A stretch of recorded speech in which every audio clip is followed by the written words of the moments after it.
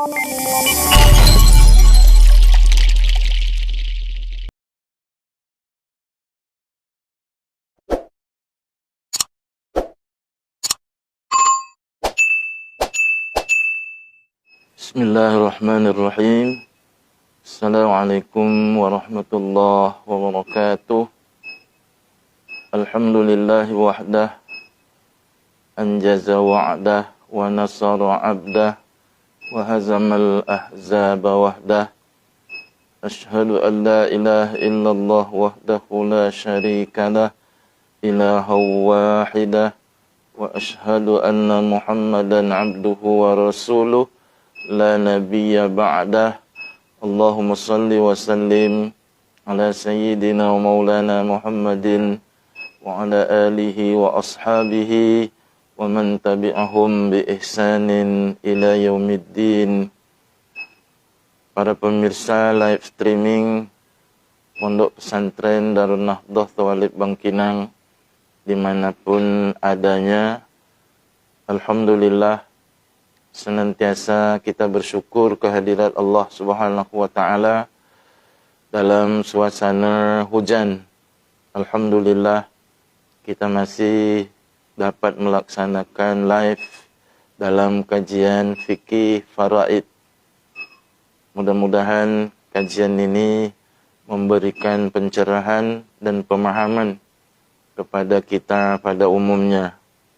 Salawat dan salam kita sampaikan buat junjungan kita Nabi besar Muhammad sallallahu alaihi wasallam. Allahumma salli ala sayyidina Muhammad wa ala ali sayyidina Muhammad.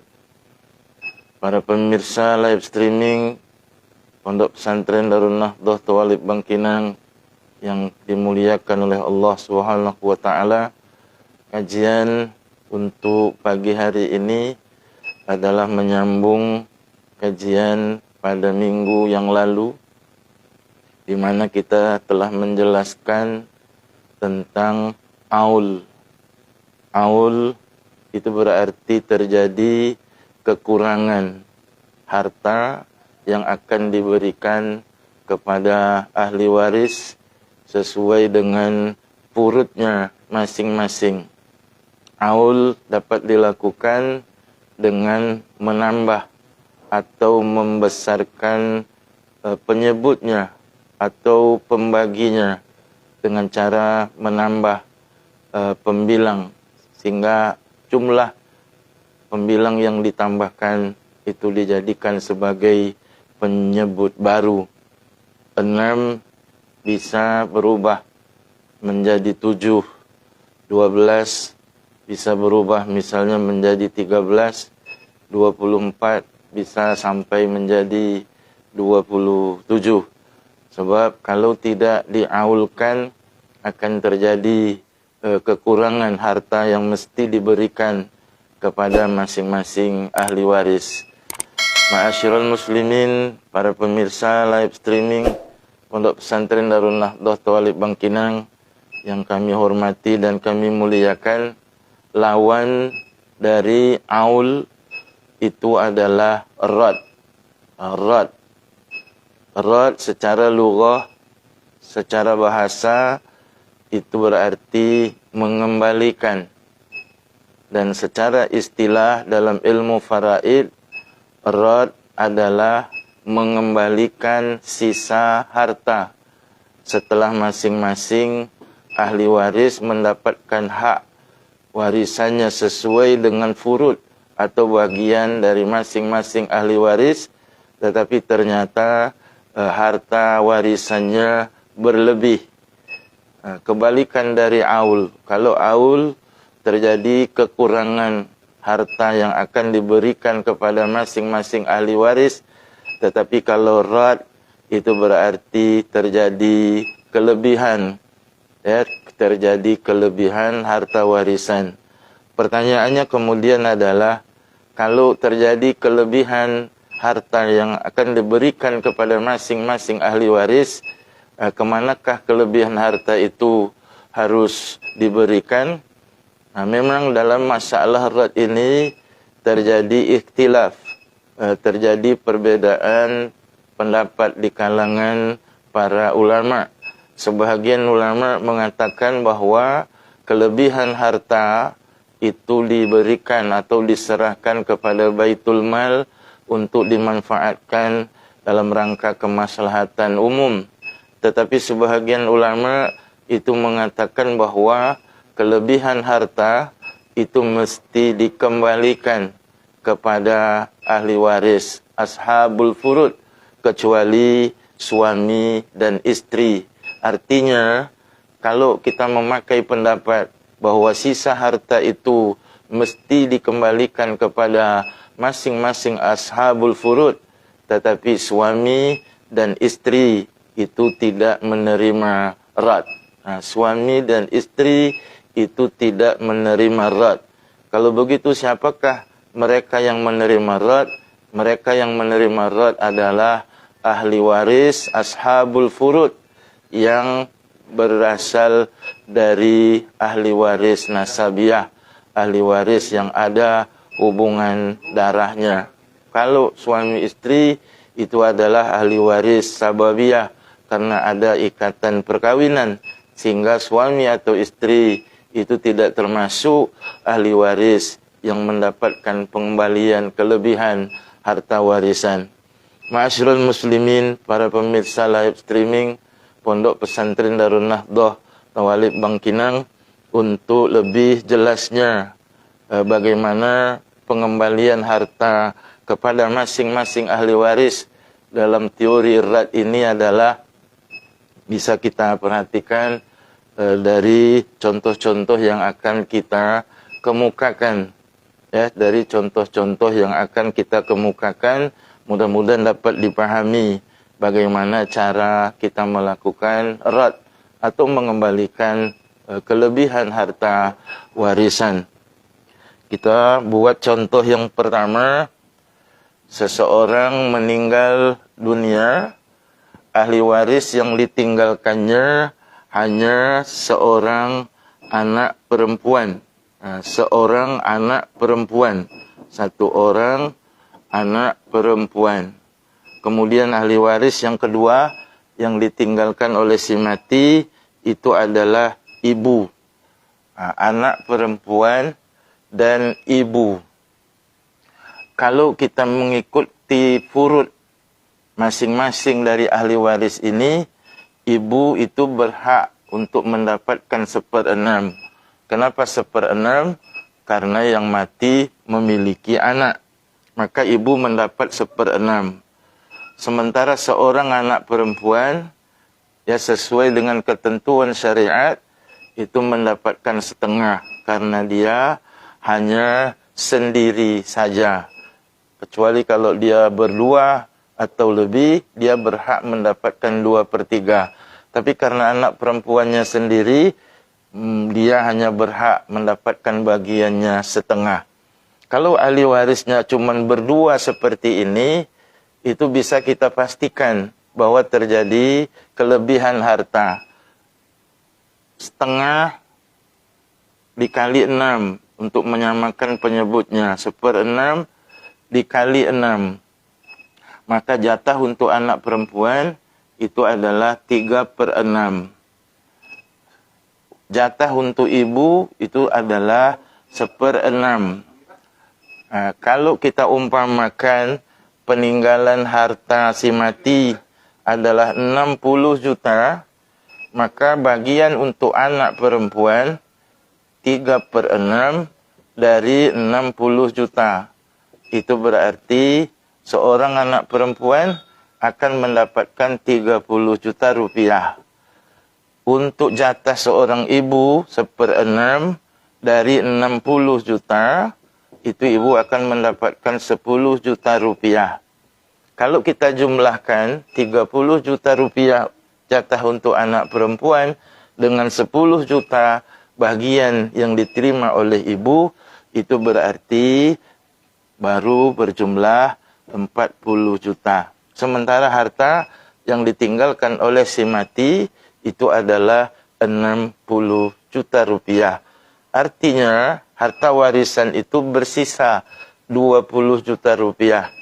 Ya, setelah diambil oleh seorang anak perempuan dan ahli waris ibu. Ya, sesuai dengan bagiannya masing-masing. Anak perempuan setengah, ibu 1/6. Lalu kita samakan penyebutnya. Anak perempuan setengah itu sama dengan 3/6. Ibu tetap 1/6. Kalau dikali 60 juta, itu ketemu 30 juta untuk seorang anak perempuan dan 10 juta untuk bagian ibu. Dengan demikian, terjadi kelebihan harta 20 juta rupiah. Nah, sekarang pertanyaannya, yang 20 juta rupiah itu mau dikemanakan? Nah, sebagian ulama mengatakan 20 juta itu mesti diserahkan ke Baitul Mal untuk dimanfaatkan dalam rangka kemaslahatan umum. Tetapi sebahagian ulama yang lain mengatakan yang 20 juta rupiah itu mesti dikembalikan kepada ahli waris ashabul furudnya. Yang dalam contoh kita ini ashabul furud, ya, ahli waris yang ditinggalkan oleh si mati itu adalah anak perempuan dan ibu. Kalau konsep ini kita pakai, berarti kita akan mengeratkannya, mengembalikan sisa harta itu kepada ahli waris ashabul furud yang kebetulan dalam contoh kita ini itu tidak ada suami, tidak ada istri. Dengan demikian, kedua ahli waris, seorang anak perempuan dan seorang ibu, itu berhak mendapatkan pengembalian. Bagaimana caranya? Sama dengan aul yang lalu, caranya adalah dengan menambah pembilang 3 tambah 1 itu menjadi 4. Kalau dalam aul penyebutnya bertambah besar.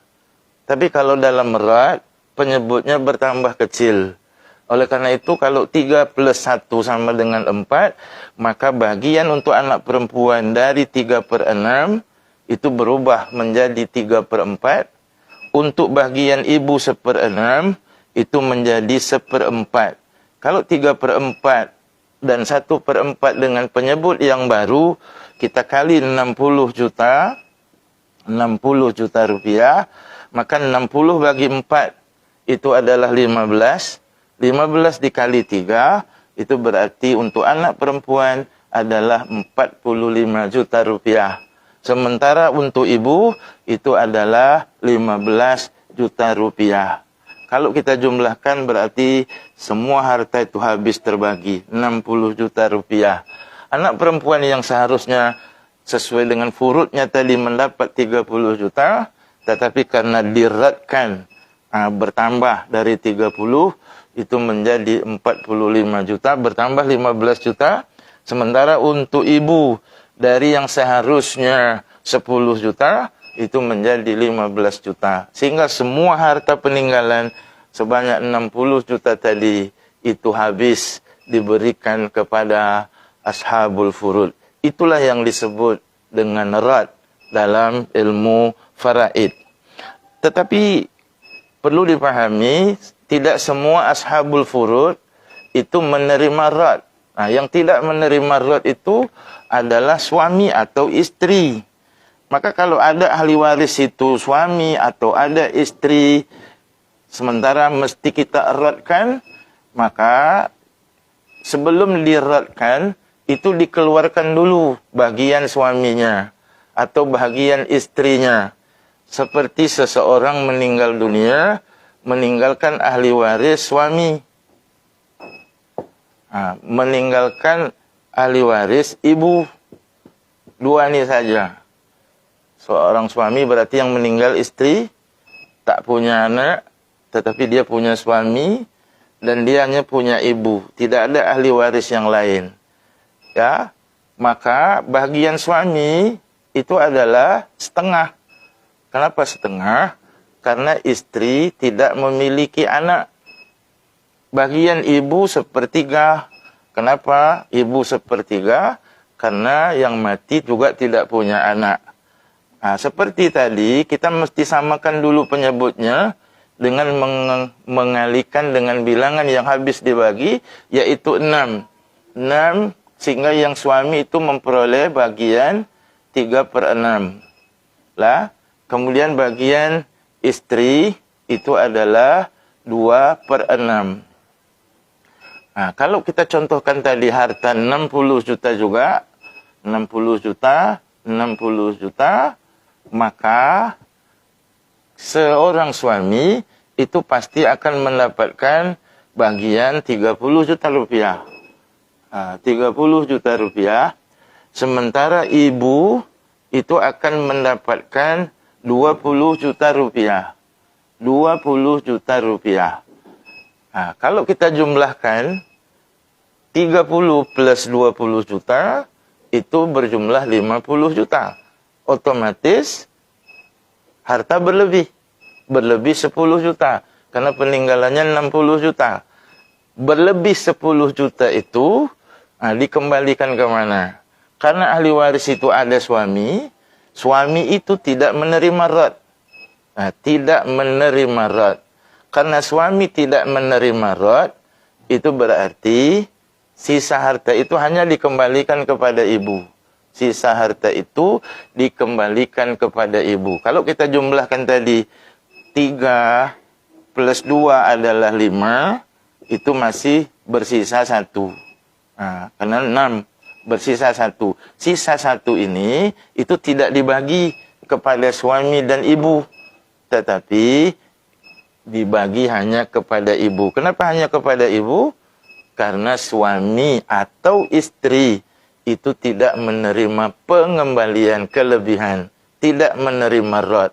Karena suami atau istri tidak menerima rad, itu otomatis sisa 1 itu berarti senilai 10 juta, itu dikembalikan kepada ibu. Sehingga dengan demikian, perolehan warisan antara suami dan ibu itu sama-sama 30 juta. 30 juta untuk suami sesuai dengan furudnya, 30 juta untuk ibu setelah diradkan. Padahal aslinya ibu tadi hanya memperoleh 20 juta rupiah, tapi karena harta berlebih dan lebih itu harus diradkan, suami tidak berhak menerima rad, maka rad itu dikembalikan hanya kepada ibu. Sehingga dengan demikian sisa 10 juta tadi itu ditambahkan kepada bagian ibu. Sehingga hasil akhir suami 30 juta rupiah, kemudian ibu mendapatkan 30 juta rupiah. Begitulah kira-kira cara mengeratkannya. Cara mengeratkannya. Berbeda sedikit dengan aul yang lalu. Perbedaan pertama, kalau aul jumlah penyebutnya menjadi lebih besar. Karena memang terjadi kekurangan harta. Kalau dalam masalah rad, jumlah penyebutnya menjadi lebih kecil. Karena terjadi kelebihan harta. Beda yang kedua, kalau dalam aul itu semua ashabul furud termasuk suami istri itu hartanya bagiannya dikurangi. Tetapi untuk rad, karena itu berlebih, maka suami dan istri itu tidak menerima rad. Dia hanya mendapatkan furud aslinya saja. Ya, memang begitulah aturan di dalam rad yang dibuat oleh para ulama faraid. Maka yang menerima rad itu hanya ahli waris ashabul furud yang nasabiyah, yang ada hubungan darah. Seperti dalam contoh kita ini adalah ibu dari orang yang meninggal dunia. Ya, berarti meninggal itu anaknya, ada hubungan nasab. Suami itu ahli waris juga, tetapi itu sababiyah. Dia menjadi ahli waris karena ada sebab pernikahan antara suami dan istri. Kaum muslimin, para pemirsa live streaming Pondok Pesantren Darul Nahdlatul Tawalib Bangkinang, maka sebenarnya kalau yang dipakai tadi adalah pendapat sisa harta itu dikembalikan kepada Baitul Mal, berarti tidak perlu mengeratkannya.